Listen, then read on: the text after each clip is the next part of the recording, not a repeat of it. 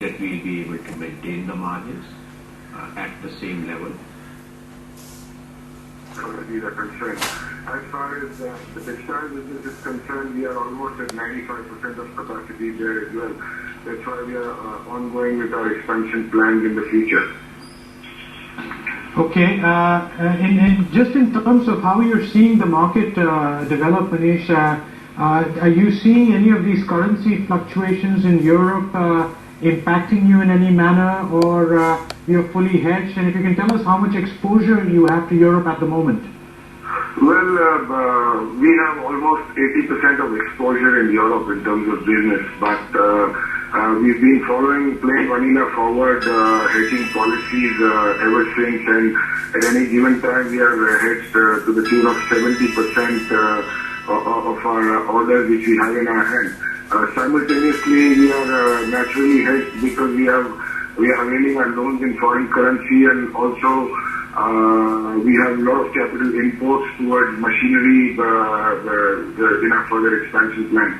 Mm-hmm. Right, and Manish, with respect to setting up new garment manufacturing facilities, if you could tell us that post that expansion, what it will add to the total garmenting capacity, and also you have set up one just yesterday, in fact, in Baramati High Tech Textile Park, so if you could just walk us through that?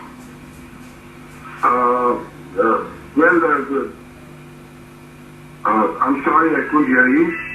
Right, if you could just tell us about this new garment manufacturing facilities that you are planning to set up, and with respect to that, what the subsequent expansion will do to the total garmenting capacity of your company? Well, during the course of IPO, our plan was to increase our capacity from 36 million pieces to 83 million pieces. But now we are additionally increasing another 36 lakh pieces per month in Baramati. It's an integrated textile park made beautifully and fully developed. We have 40% subsidy on land and buildings by the SITP. There is a lot of labor availability in that region.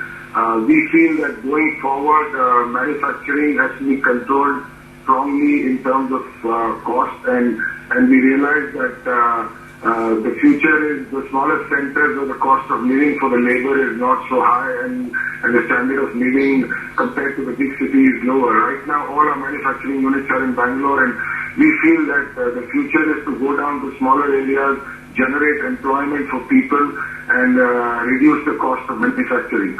So Baramati looks like a very, very promising proposition for our company. It's not far from our fabric manufacturing facility, so logistically it makes sense for us as well.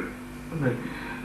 Manish, just wanted to get an indication of what kind of revenue growth would we see in the next 12 months. So perhaps if you could tell us in the next 12 months how much new capacity will be in place and how much more could it add to your revenues?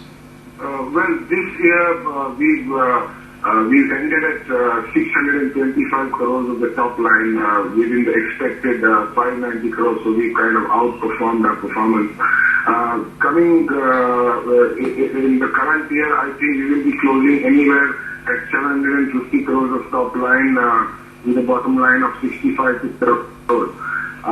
Reason purely being that most of our new projects will start functioning in the early next year, which is January 11, and the Baramati by July 11. So we will have a little effect of these new facilities of this year.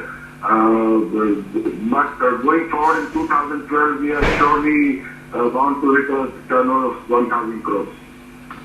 Right, also Manish, in terms of the risks that you face in terms of the rise in yarn prices, we have been seeing also that there's been quite a bit of volatility in the raw material prices. Also, how much of an adverse impact do you think this will have on your margins?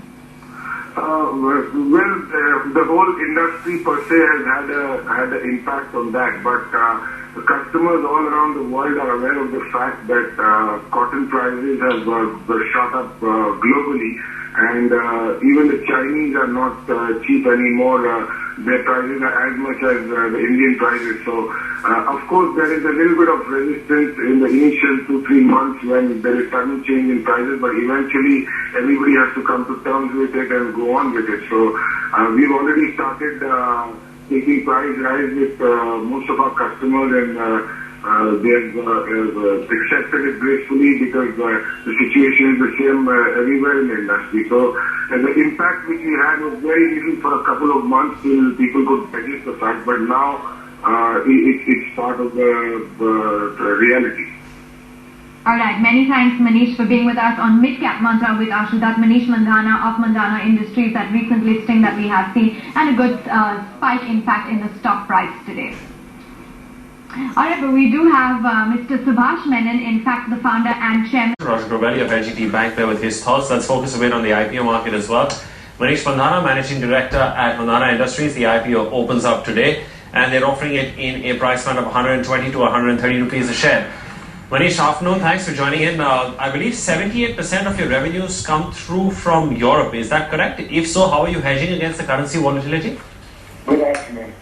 Actually, 78% out of our garment sales comes from Europe.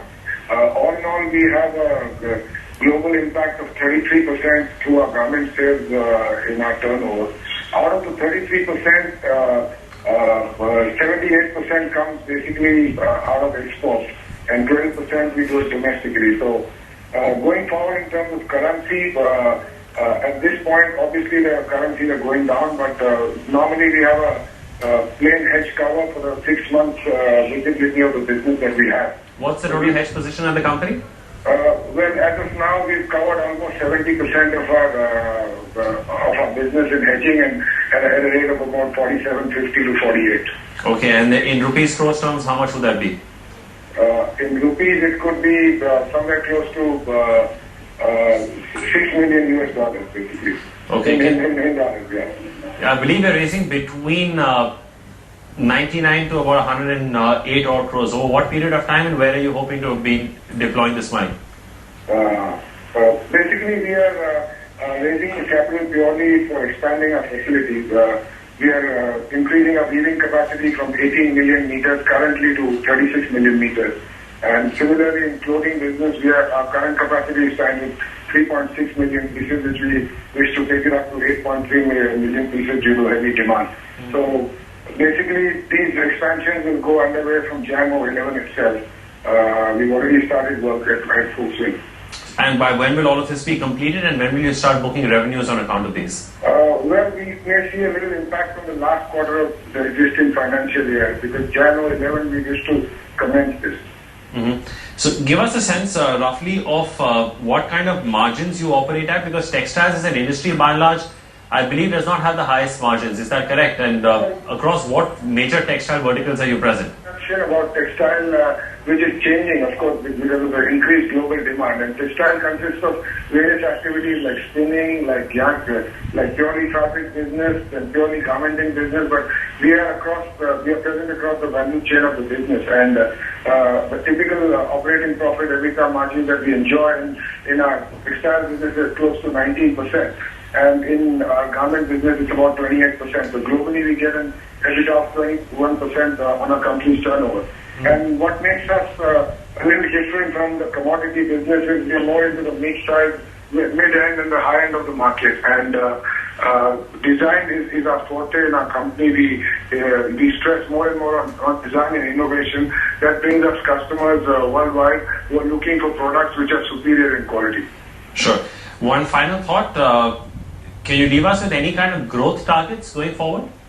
Well, at this point, I really can't make any statements which are forward-looking. But however, I would say that we've grown in the last 5 years at a CAGR of 38%, which itself is something which you can endorse. Okay, we'll leave it at that. Thanks so much for joining us with that perspective. Meanwhile, Welspun Gujarat numbers on your screens.